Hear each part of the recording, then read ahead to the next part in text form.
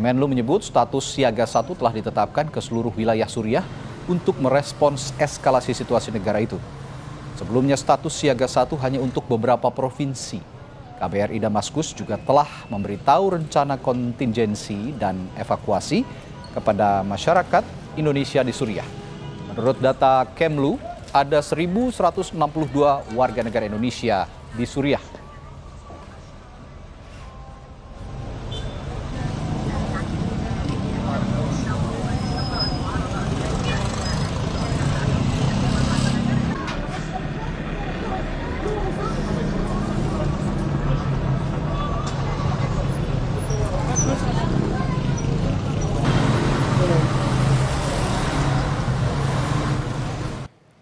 Dalam pers rilis yang diterima Kompas TV hari ini, Kementerian Luar Negeri jelaskan pada 7 Desember 2024 telah menindaklanjuti penetapan Siaga 1 Kemlu dan KBRI Damaskus telah melakukan pertemuan virtual dengan masyarakat Indonesia di Suriah.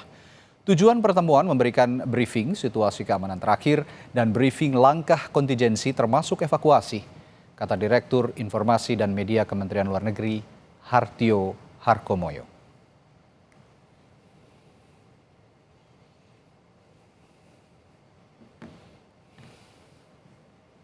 Lalu bagaimana situasi WNI di Suriah dan kondisi mereka di sana dan bagaimana upaya pemerintah untuk memastikan keamanan warga negara Indonesia di Suriah? Kita akan berbincang dengan Direktur Perlindungan WNI Kementerian Luar Negeri Yuda Nugraha. Selamat petang, Pak Yuda. Selamat petang, Pak Radi. Ya, Pak Yuda, status siaga 1 di Suriah ini apa artinya? Yang disiapkan sama Kemenlu juga apa dan juga KBRI menyikapi hal itu?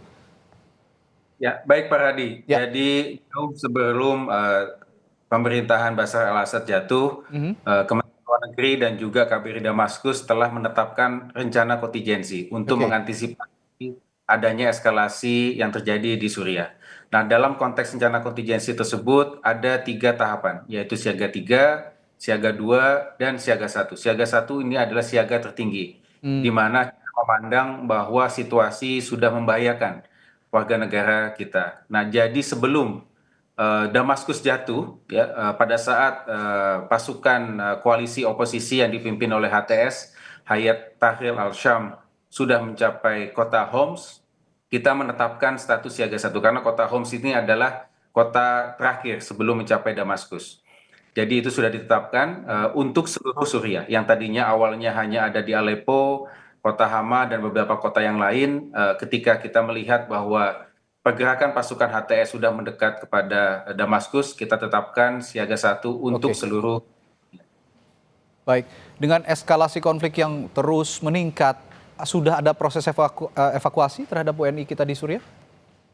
Ya, jadi persiapan evakuasi sudah kita lakukan, termasuk kita sudah melakukan pertemuan secara virtual pada hari Sabtu yang lalu, tanggal 7 Desember, ketika Damaskus belum jatuh pada saat itu. Kita sudah menyampaikan update situasi keamanan kepada para WNI, termasuk langkah-langkah evakuasi. Namun kemudian ketika situasi sudah jatuh, kami melihat terus memonitor situasi saat ini berdasarkan pengamatan dari KBRI Damaskus setelah Presiden Bashar al-Assad meninggalkan Damaskus, sudah ada pernyataan kemenangan juga dari HTS.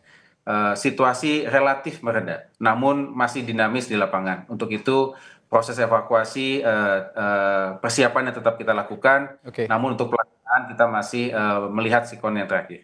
Oke, dengan status siaga 1 ini dari kalau data yang kami peroleh dari Kementerian Luar Negeri juga ini Pak Yuda, ada 1.162 WNI juga yang ada di sana. Dari jumlah itu sudah ada berapa yang berhasil dievakuasi, Pak Yuda?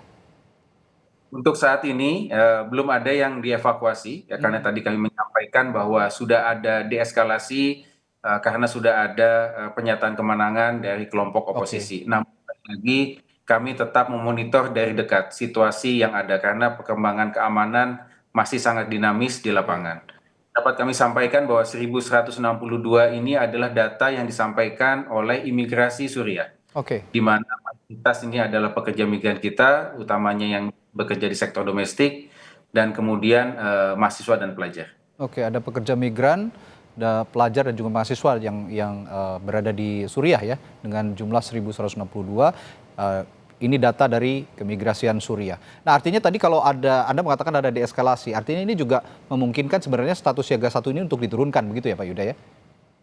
Ya, betul. Namun sekali lagi situasi di lapangan masih dinamis. Oke. Setelah pernyataan kemenangan dari koalisi oposisi, Israel melakukan serangan udara ke kota Damaskus, ya, yang menyasar ke gudang-gudang senjata dan juga pangkalan militer Suriah. Kemudian juga terjadi penjarahan di beberapa titik, antara lain di Istana Presiden dan juga di Bank Sentral. Oke. Yang ini tentu tetap memberikan ancaman kepada warga negara kita. Jadi situasi masih dinamis, kita akan terus monitor secara dekat. Baik. Lalu Kementerian Luar Negeri sendiri, KBRI di sana, di Damaskus juga, bagaimana memfasilitasi warga negara kita di sana untuk berkomunikasi dengan keluarganya mungkin yang ada di Indonesia, Pak Yuda? Kami sudah membuat hotline, ya, baik di KBRI Damaskus maupun di Kementerian Luar Negeri yang bisa diakses baik oleh keluarga yang ada di Indonesia maupun warga negara kita yang ada di Suriah. Ya, jadi kami terus memaintain komunikasi, dan khusus untuk WNI yang ada di Suriah sudah ada WhatsApp group dengan KBRI Damaskus, termasuk pada saat kita kemarin melakukan komunikasi dan pertemuan virtual, itu pun berdasarkan komunikasi dari WhatsApp group. Artinya sejauh ini komunikasinya lancar begitu ya Pak ya? Dan kami juga dibantu oleh teman-teman PPI Suriah Oke. yang juga menyampaikan informasi-informasi dari KBRI kepada seluruh anggota PPI yang ada di sana. Oke, dengan status yang masih dinamis tapi tentu saja harus ada kewaspadaan dari warga negara kita di sana. Yang harus dilakukan WNI kita di sana Pak Yuda untuk bisa tetap merasa aman, merasa nyaman. Sudah ada imbauan-imbauan khusus apa saja kira-kira? Ya, kita sudah sampaikan himbauan kepada masyarakat termasuk pada saat briefing dengan para WNI. Pertama, tingkatkan kewaspadaan, don't take it for granted. Mungkin situasinya terlihat sudah relatif lebih aman, namun kembali kami sampaikan bahwa situasi masih sangat dinamis. Ya. Kemudian dari lokasi-lokasi kerumunan massa seperti itu, dan kemudian hindari juga menayangkan sosmed, ya, yang tidak perlu, yang kita khawatirkan akan menjadi disinformasi. Ya. Kemudian paling penting yang utama adalah melakukan lapor diri di perwakilan RI. Jadi kami dapat sampaikan bahwa 1162 itu adalah data imigrasi yang disampaikan oleh pemerintah Suriah, sedangkan detailnya tidak disampaikan. Oke. Jadi kami sangat meminta dukungan bantuan dari para WNI untuk melakukan lapor diri secara aktif, menyampaikan alamatnya dan nomor kontaknya.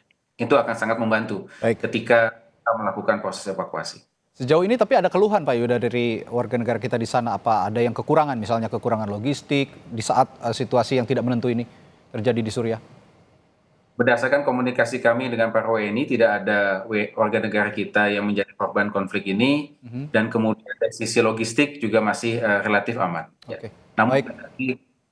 tetap menghimbau mereka meningkatkan kewaspadaan. Oke, dengan imbauan-imbauan tadi diharapkan juga masyarakat kita, warga negara kita yang ada di Suriah bisa tetap dalam keadaan aman dan nyaman, dan terima kasih sekali lagi dari Kementerian Luar Negeri juga sudah memfasilitasi untuk berkomunikasi dengan keluarga mereka yang berada di Indonesia. Baik, terima kasih Pak Yuda Nugraha, Direktur Pelindungan WNI Kementerian Luar Negeri, telah berbagi informasinya di Sapa Indonesia Malam. Sehat selalu Pak, sampai jumpa lagi. Ya, terima kasih Pak Hadi. Terima kasih.